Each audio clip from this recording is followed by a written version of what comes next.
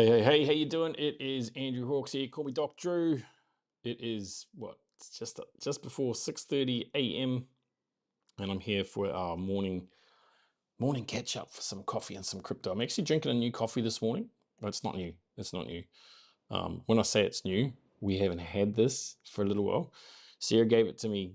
She gives me these little plastic bags to travel with because obviously not everywhere has decaf, particularly on airlines, right? So you've got to get hot water and then you make your own coffee, put your coffee in it. Unless, of course, you fly in business class. They're usually pretty good. They've usually got decaf. But anyway, Sarah gives me these little bags, and she found this coffee.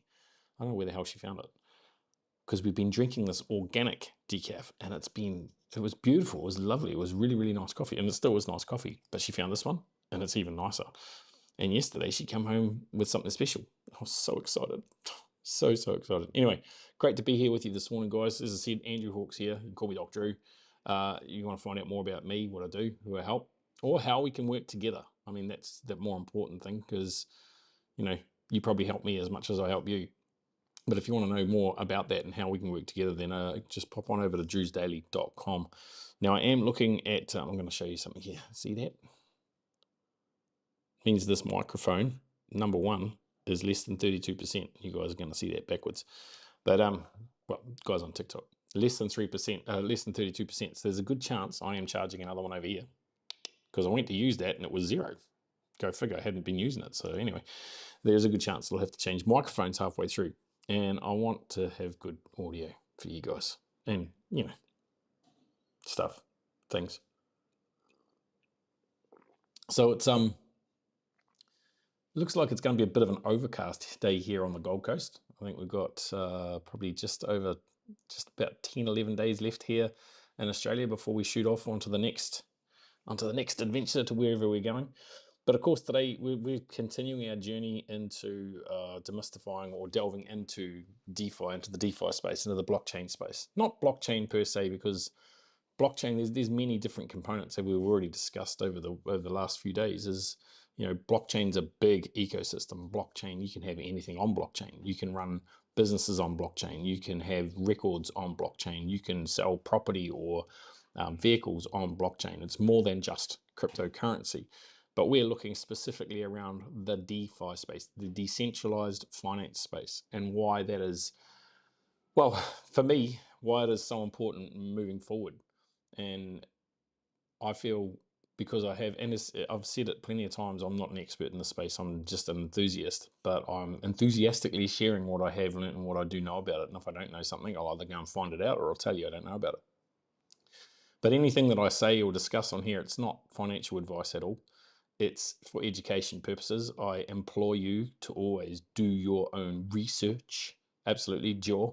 I used to have a shirt on the back of it that said, "Do your own research." I had one that said Eli 5, which is explain it like I'm 5. I had one that said HODL, which is obviously hold on for dear life. And my eldest son is up.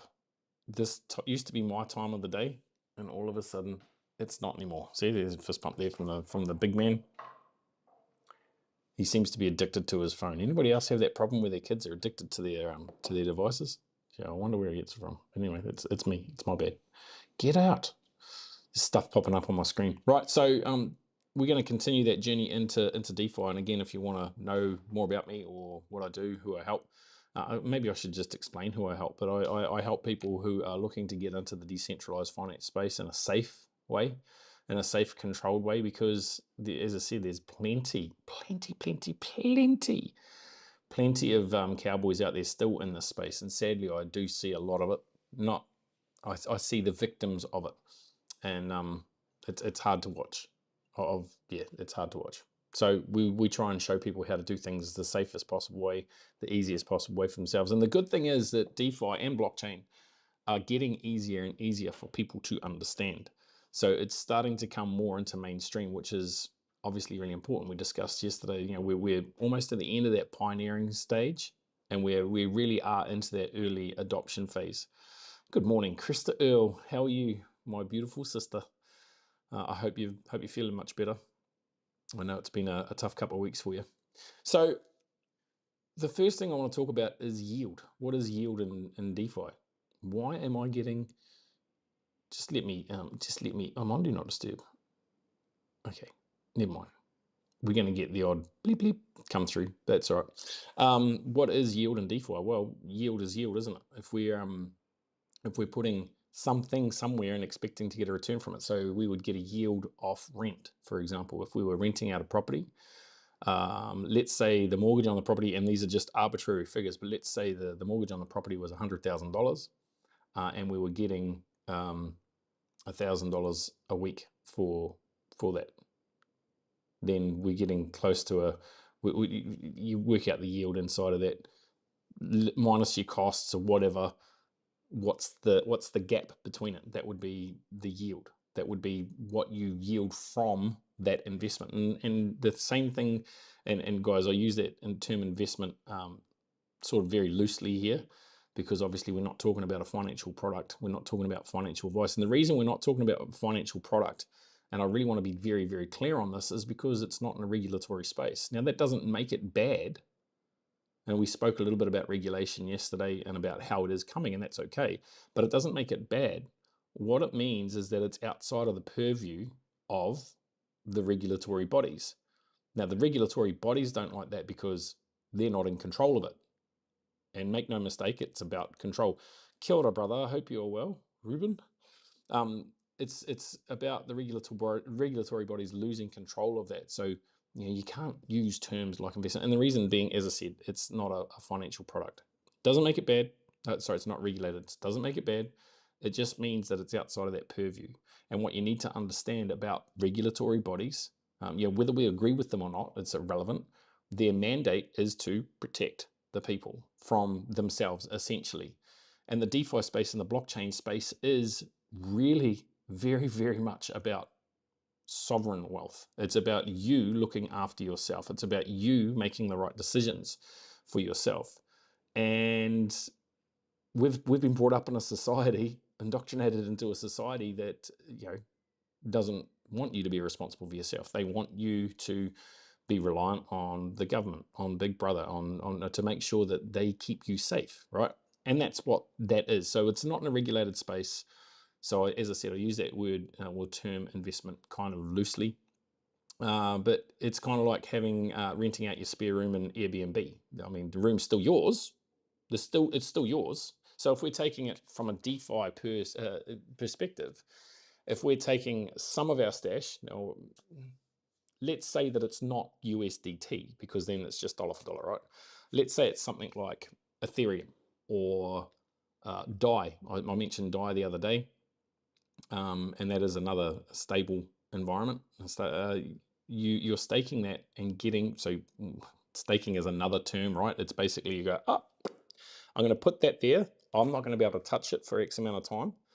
You can, it's still liquid, it's still available to you. You can bring it out at any time, but they will tell you that they will give you X amount of percentage of it. So if you've got $10,000 that you've put in of DAI, for example, and it says it's going to give you 11-12% per annum, then obviously it needs to be in for a year for you to get that full amount. Now that may vary, it may fluctuate, but they may also have deals where they say, okay, if you lock it up for this time, we'll guarantee that you'll get that much. And that's very similar to a bank.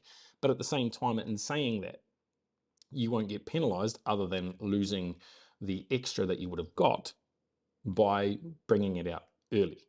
So that's really yield. You're putting your assets, your crypto assets, coins, tokens, whatever. And again, remember, coins, they're native to the chain. Tokens, they work on the chain. So you're putting those things to work for you rather than just having them sit idly by. I mean, it's great having cryptocurrency, but there's more to it than just buying and hoping that it's going to go up. Oh, it's a moonshot. When's Lambo? You probably heard that. Heard that around the traps. When Lambo? Those people will never be wealthy, by the way. They might be rich for a very short period of time, but they won't be wealthy. I've seen it. I know a guy, I was involved in an ICO 7-8 years ago, maybe even longer. And one of the first things one of the founders did was buy a Lamborghini. Well, that project crashed. I didn't even get my money out of it, that one. Anyway, my point is, Real wealth doesn't show off like that. It's quiet, it's stealth. And this, getting your cryptocurrency working for you in the right environments, you're in the DeFi environments, there might be central exchanges that offer you staking and rewards and APY, and we'll talk a little bit about that later too. And it's also monitored, it's also regulated, it's also associated with you and your name. There's no anonymity in it, and it's going to get even worse because as regulation starts to creep in, and it's a double-edged sword, it's good and it's bad, but as regulation starts to creep in, you're going to be under more and more scrutiny. What are you doing with that money? It's going to be just like the banks right now. If you've tried to go and withdraw money from a bank lately, just have a look at it, because it's not as easy as you might think. And I did say, I think on day one, about Spain. You know, you if you want to withdraw more than 3,000 euro from a bank, then you've got to provide all this sort of identification. You've got to prove where it's going for. You've got to provide the invoices, yada, yada, yada, yada. There's nothing about that in DeFi. And that's why one of the reasons why I really, really like it. So make no mistake, everything that I'm telling you you can do in DeFi, you can still do in the centralized space too, in a centralized exchange. It's still decentralized, but not really. And we covered that a few days ago, and we'll probably go over it again just to make sure that it sinks in for everybody. But yield is exactly the best way I can describe it is like you've got a house, you're living in a place, when you rent out one of the rooms as an Airbnb or just as a B&B, right? Traditional bed and breakfast. You're getting a reward. You still own that space. It's the same with your tokens, your coins. You still own that space, and you're getting something back for it. So you're literally getting your money or your DeFi, your token, your coin, whatever, is now producing more. And I spoke a little bit about Wink and Grow Rich. It was written by Roger Hamilton yesterday. And in that, he talks about creating money taps. Well, this would be one of those money taps. You're now actually getting that idle crypto sitting there instead of just sitting in a wallet. And a lot of the times inside of the DeFi space, you can still hold your value in your wallet. It's still right there. So you're still full control of it. And I think that's important to understand. You're still in full control of it, but you're now having it work for you as well. It's now bringing more back in. And there's a couple of different ways we can do it. There's just outright staking. So and there'll be a number of, if you go to, sorry, just cleaning my laptop as we go here. If you go to the likes of Uniswap or PancakeSwap, or even I can't think of the names right now, but there's a number of different names. Compound.finance, I think it is. That's one that will have a whole list of different tokens that will say, right, this is what you'll get for staking this. This is what you'll get for staking this. This is what you get for staking this. So there's a number of different options. And again, I implore you to go and learn about that. Now, one thing I wouldn't be an advocate for, and I heard somebody say this the other day, I'm definitely an advocate for getting the right coins or tokens and holding them. I'm definitely an advocate for that. What I'm not an advocate for is mining a specific project just to sell it to get something, to get another currency, another crypto, another coin, another token. That's not bright. It's not intelligent, particularly if you know where the project is going. Right. Now, I heard somebody giving that advice. They framed it by saying, not giving financial advice, but they then proceeded to give specific, very, very specific financial advice. This is what you should do. If you're not giving financial advice, this is what I do. Right. There's a little bit of a difference there. So into the yield, into the staking. So that's just one of the things that you can do. Now, we started talking about staking. We're going to come back to it. Is it safe? Well, it's, as I said, it's kind of like having your money put on fixed deposit in a bank. The difference being, when you break it in a bank, you go through any number of hoops to do so, and you'll get penalized in the process. Whereas it's staking, yeah, you're not going to get the full benefit of what you would have got if you left it in for the full term. And I remember doing something in a Stellar-based wallet, XLM, Stellar Lumens. In a Stellar-based wallet named Lobster, I had a token called Aqua. And I think if I staked 400,000 of them for, I can't remember the exact figures, but for 2 years, then essentially I would double them. Now, I don't know what this coin's going to be worth. It might be worth nothing. But I do know that I doubled what it was worth simply by staking it. It was a long-term hold for me anyway, so it didn't affect me. Now, could I have unstaked it at any time? Yeah, I could have, but I wouldn't have got the rest of it. So I literally doubled the holdings I had in that token. And yes, token, it's not on its own chain. It's not native to its own chain. It's on a blockchain. It's on the XLM blockchain. So I doubled my holdings in that. So that's something that you can do if that's your goal, to increase your specific holdings of a specific coin or token. You can stake it, because more often than not, that's what your staking will get. You'll get this more of the same back. Okay, and we can talk about other different things, and we will as well. You get to choose. Why has that done that? You get to choose the terms basically, and you often get much bigger returns than you would from within the traditional system. So it's just something to think about when you're looking at where you're going to put it. And guys, there is, like anything, particularly in this, we've said it countless times over the last few days, the last few calls, is not really calls, are they? They're just me rambling, and that's okay for me. Maybe it's all right for you too. But we've said it plenty of times, is that you've really got to be diligent. You've really got to do your own research on it, because there are bad sites out there. If you ever get to a website, here's just a little bit of a tip for you. If you ever get to a website inside the DeFi space, and it asks you, and we spoke about this a few days ago, and it asks you for your 12-word seed phrase, run. Delete that site. You should never, ever, ever, ever, ever put your 12-word seed phrase in a site online. Just no. There is best case practices that you can do. We might discuss that at another time, to find your private keys. And I think I did talk about dancoleman.io. While you use that site, once you're there, the code in behind will still work if you're not online. Disconnect from the internet so that no one else can pry in and go, oh, that's what their seed phrase is. So just something to think about there. So again, with staking, you get to choose the terms, but you're more than likely going to get better returns, better rewards from that. Okay, so the next one we want to talk about just briefly, it's probably not going to be briefly, it's going to be probably a while, but this is something that really, really excites me. Because if we talk about passivity, people talk about passive income all the time. And I think I said yesterday about a podcast that I was listening to that, passive income. Everyone's talking about creating multiple income streams. And I did say it yesterday, I wrote a book about it. That's bullshit. Focus on one until it's producing for you, like producing good money, and then use that money to create more money taps, like we've spoken about earlier and we spoke about yesterday. You've got to get your money working for you. It's no good for it's pointless having $400,000 sitting in the bank, because you're going backwards through inflation. You might as well get it working for you somewhere. Now, maybe that's within a business. Maybe you're a silent partner in a business.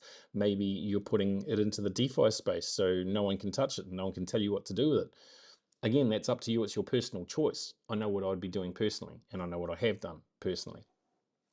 But I digress a little bit. So liquidity pools, this is one that is absolutely very, very close to my heart, because it is true passive income. And yes, I will say that. It is true passive income, but it still comes with its own traps as well, and you have to be careful about it.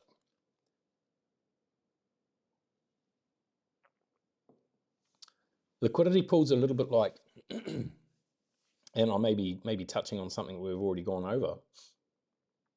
If you put your money in a bank in term deposit, you're going to get whatever you're going to get, 4 or 5%, which is, of course, less than what inflation is. I'm just looking at that microphone. I thought it had charged, but I was like, well, that can't be right. It was on 0. It's not. It's still flicking, so it's charging. You're going to get whatever it is, and you're still going to be going backwards, because inflation is more than likely higher than what your interest rate is that you are receiving. Now, while you have put your money in the bank, let's say it is $100,000, the bank has leveraged that through what is known as fractional reserve lending. Now, remember reading something Henry Ford said when Henry Ford was still alive. If the American people, and this is really, it's not just America, it's the world, because we all run on the same banking system. that if the American people fully understood how the banking system worked, there would be revolution by morning. There's a reason for that. The banking system hasn't changed.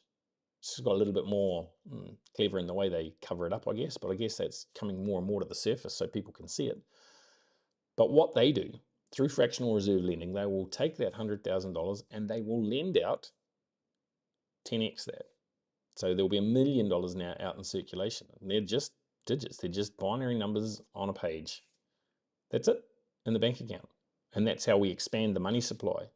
Now, if you or I did that, and here's the honest truth, if you or I did that, we would be sent to jail for fraud. Just let that land for a second. If you and I did it, we'd be sent to jail for fraud. But anyway, back to the point. They've now leveraged off your $100,000. They've lent it out 10 times. So they've now lent out $1 million that they are getting their interest back on, right? Because they've lent it out. So what happens when you get a loan? You pay interest on it, don't you?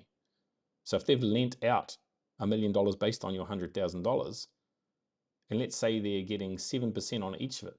Well, if they've lent out $1 million and they're getting 7%, what is it? You do the math, it's $70,000. If you've got $100,000 in the bank and they're giving you 5%, what are you getting? Sorry, it's 70,000. Yeah, I said 70. You're getting $5,000 back for your 100,000. They're getting 70. There's a difference, isn't there? There's a difference of about $65,000 that they've now made off your money. Well, if we look at liquidity pools, kind of similar, but not in the sense that you're not leveraging, you're not lending out other money. What you're doing is you're providing that liquidity. Just like the banks have provided liquidity for those people who want to get loans based off the $100,000 that you've put in the bank, they now leverage that. They're getting income out of thin air.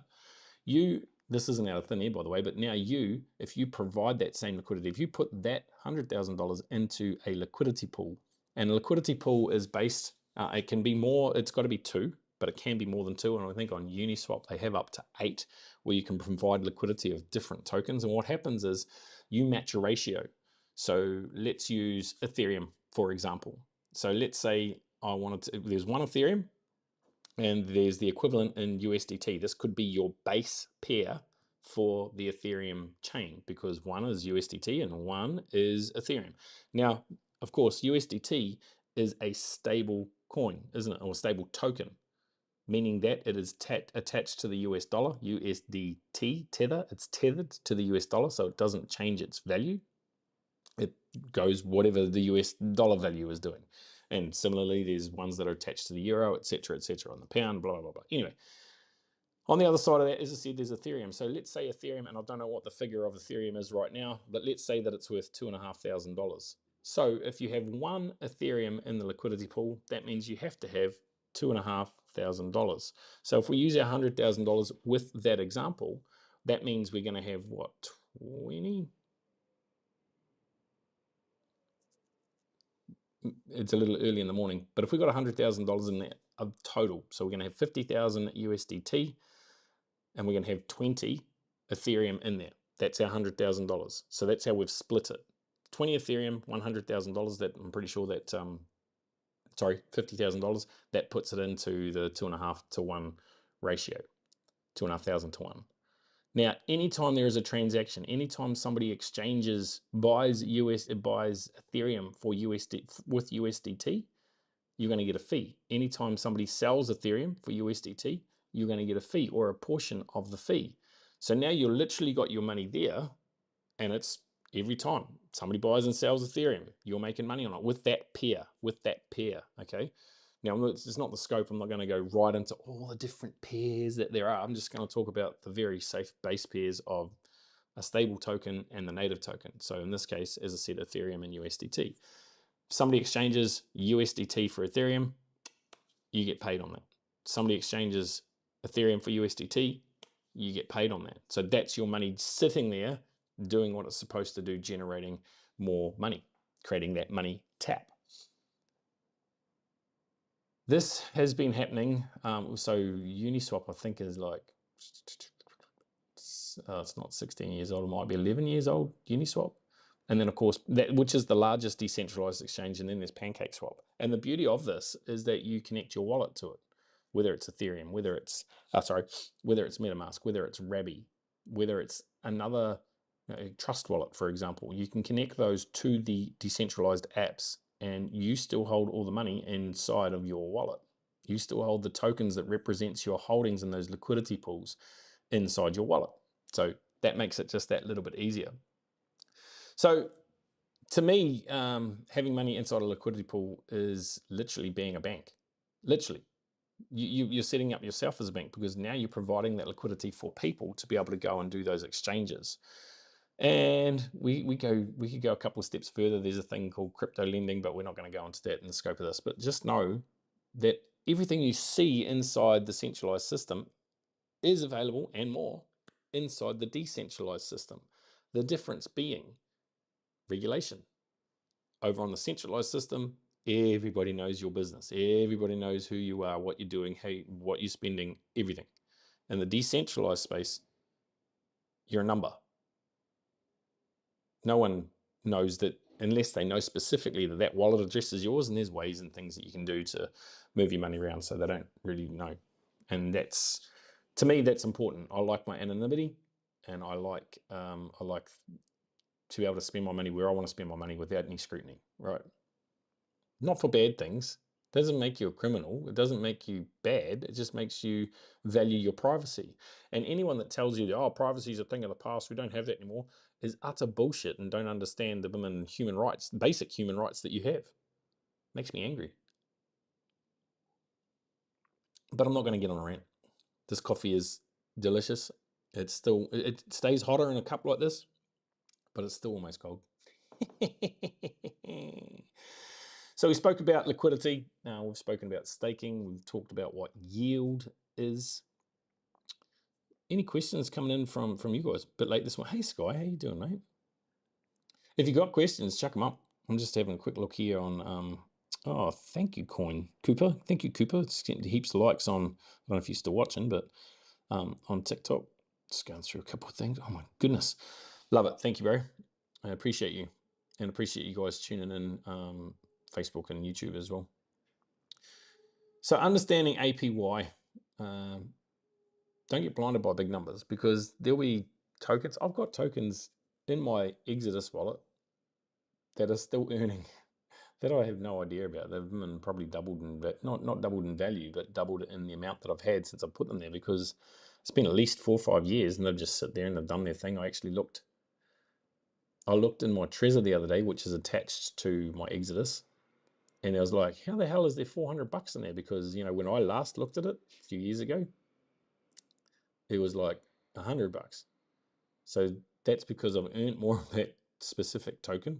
I earned $50 of that was in Ethereum, right? But this other one that was in there that's staked for APY, or it's staked for APY. It's pretty much doubled in value. Well, obviously it's $400 in there now, where there was only $100 before. So it's like, oh, that's awesome. I don't even know what the token is. See, that was in my phase where I was like, just buy everything. Yeah, this is great. They're all going to go to the moon. Sadly, they don't. Sadly, some of them crash. So APY, it's your annual. I can't even tell you what APY stands for. I just know that you're going to get money back from it. But there'll be a lot of figures like, you get 1,000% return. They're not. They're hidden figures. They're not. That's not a true value of what you're going to get back. So you've got to really look into that closely. And I'll be honest, I haven't done much APY stuff.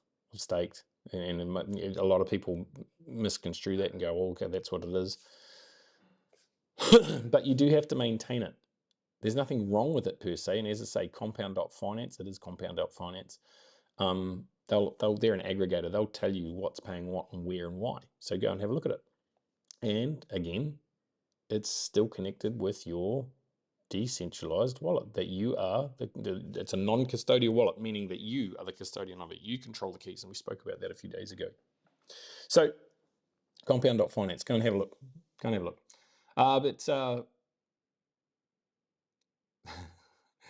I was reading this here. It's funny. It says someone telling you get 1,000% return, but only if you dance blindfolded on a minefield. It can work, but you better know the rules. And that's right. That's APY. That's talking about that. And there's also things called yield farming that can then. And if you go to Pancake Swap, Pancake Swap, it'll talk about farming and things like that. Well, then you need to start to understand what some of that jargon is. And that's not what the scope of this is today. We may go over it in a future episode, but not today. Oh, I haven't done it. So if you're getting value out of what I've said today, then of course you can go over to drewsdaily.com and you can grab either Sovereign Wealth Kit or the DeFi checklist. And depending on which page you land on, because we are split testing the pages, turns out that the Sovereign Wealth Kit's actually winning that at the moment. You can, if you want the other one, just message me and I will give you the other one as well. It's no problem with that, but just let us know. It's over at drewsdaily.com. And of course, we can have a conversation about how we can work together. And if you're not sure about what I do, I help people understand the DeFi space, how to navigate the DeFi space, and how to do so safely. Because it is a minefield out there. It's the Wild West. It is the Wild West. It's getting better. It's getting better, but there's still companies out there that aren't so flash. And there's still people out there. There's still experts out there.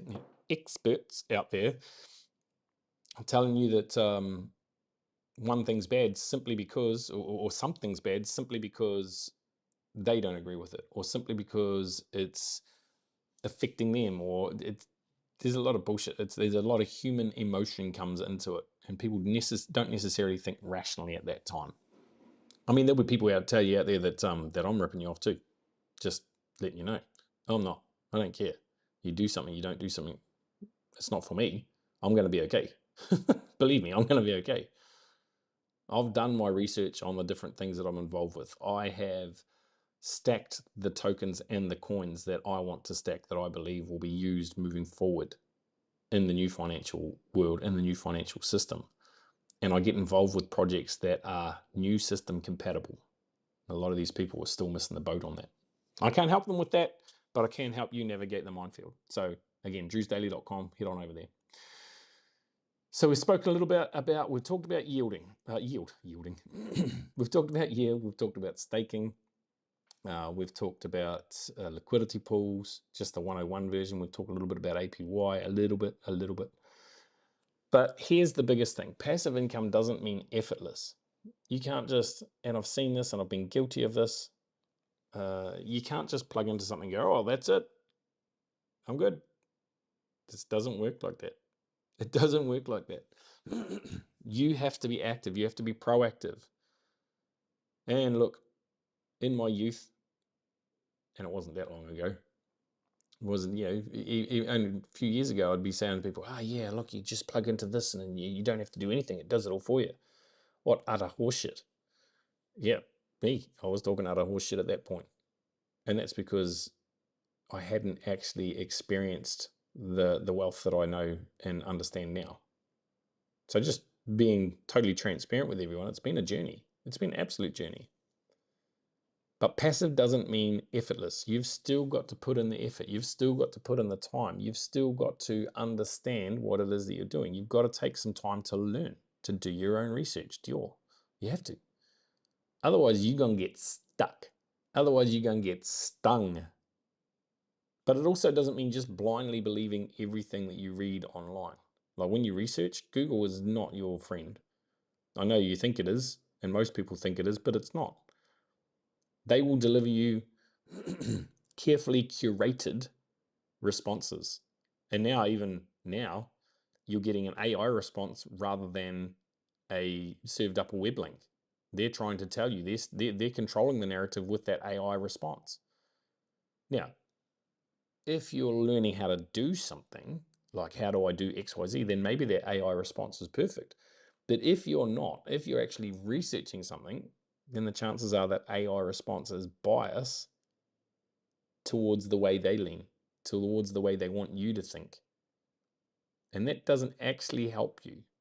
So I think I saw a friend of mine the other day, when you do a search, I think if you put no AI on the back of the search, I'm pretty sure it just serves up the links rather than no AI, but you can probably Google that. The irony. But Google's not necessarily your friend. Google will serve you up the narrative they want you to. So when you're doing your research, you have to do deeper than just the first page. You have to do deeper than just what somebody told you, what your auntie told you, what your uncle told you, what you saw on the side of a bus. Here's the thing. Bitcoin has been advertised on the side of buses now. Did you know? Usually, when that happens, you've missed the boat. So if it's been advertised on billboards, if it's been advertised on buses, because people spend money for that, you've probably missed the boat. Just saying. Right, so again, passive doesn't mean effortless. Passive means that you have to put in some effort. Passive means that you have to monitor what you're doing. You have to understand it. You have to keep involved with it. Sure, you could just put it in the bank and let it do its thing, but the bank's robbing you blind through inflation. You're that silent thief. It only takes a little bit more effort on your part to actually become wealthy.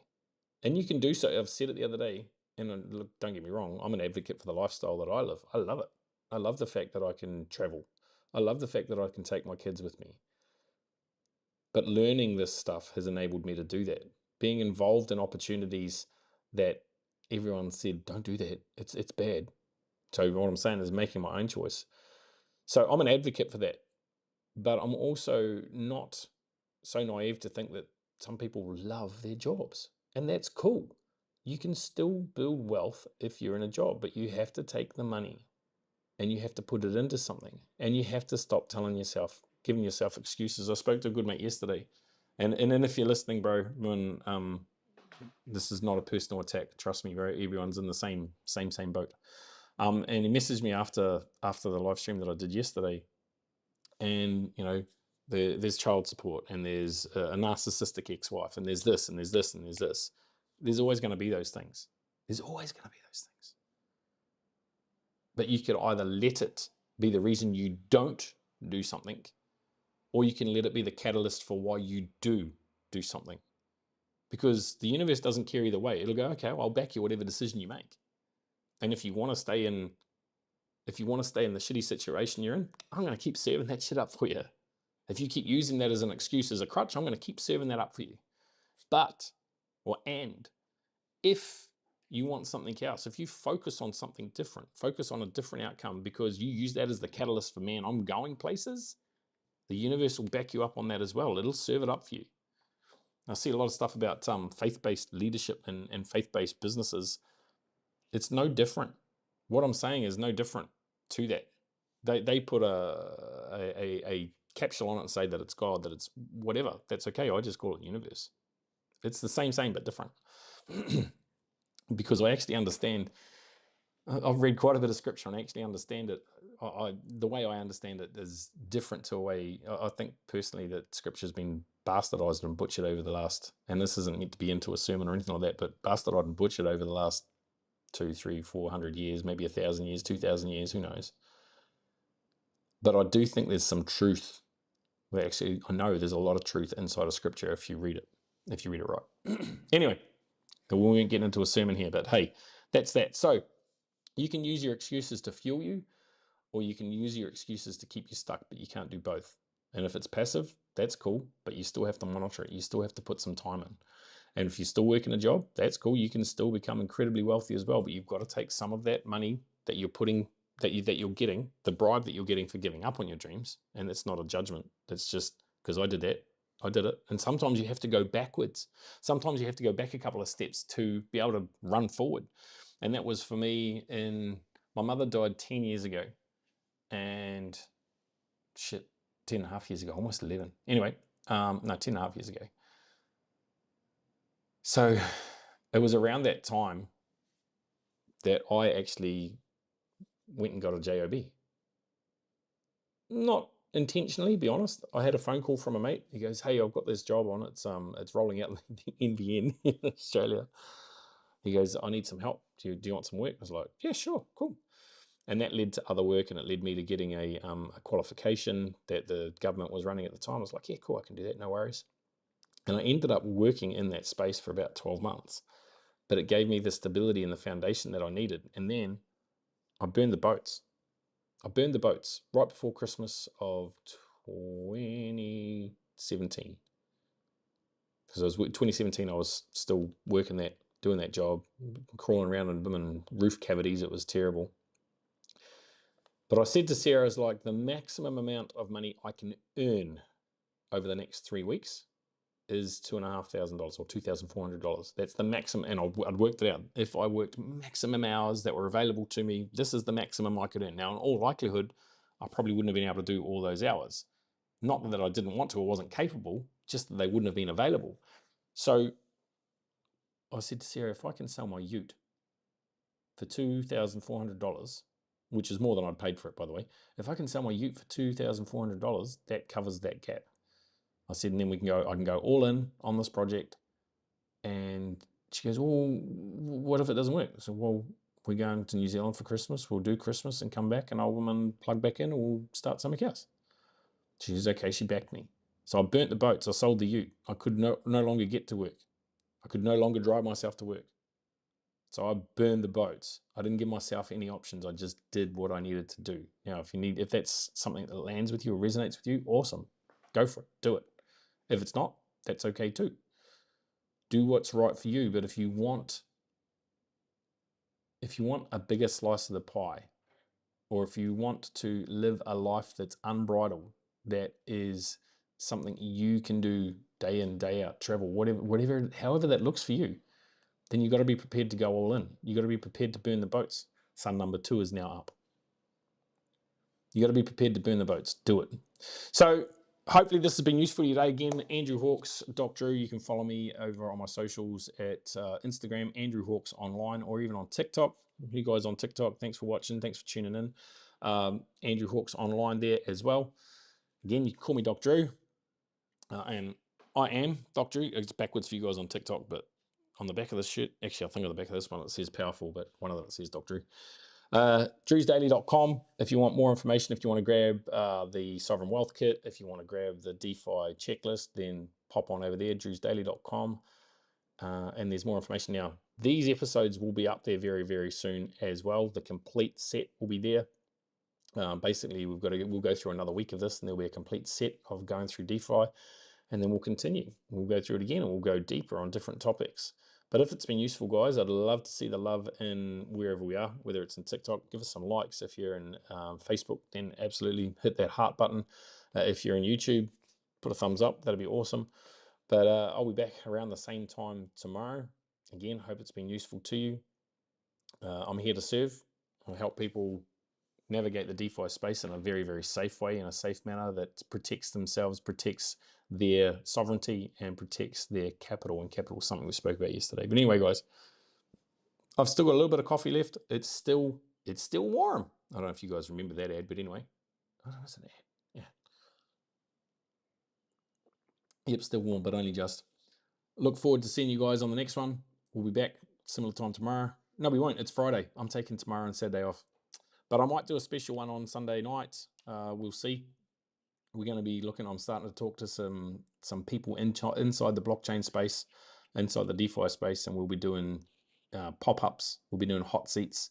I love doing hot seats. We'll be doing pop-ups and hot seats probably on a Sunday night from time to time, maybe once, twice a month, where you can find out more from an expert. There'll be plenty. If I do the pop-ups on a Sunday night, then you will be able to. I don't know how that'll work with TikTok.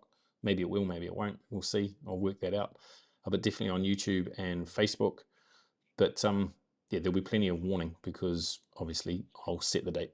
But guys, it's been awesome to be here this morning. Go out and make the most of your day. Of course, we create everything in our life. So you might as well go and create something freaking amazing.